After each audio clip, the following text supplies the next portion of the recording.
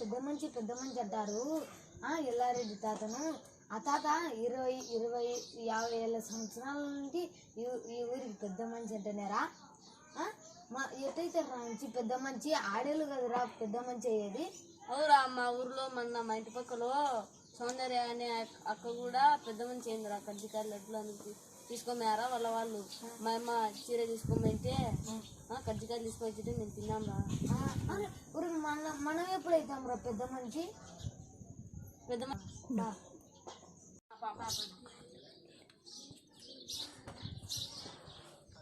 తాత తాత ఎలాంటి తాత ఎలాంటి తాత పిల్లకాయలు మీరు ఎప్పుడు పెద్ద మంచి అయ్యారు. ఆడేళ్ళు కదా పెద్ద మంచి అవ్వాల్సింది. మేము ఎప్పుడు పెద్ద మంచి అవుతాం? అట్ట కాదురా పెద్ద మంచి అంటే. నేను చెప్తా వినండి.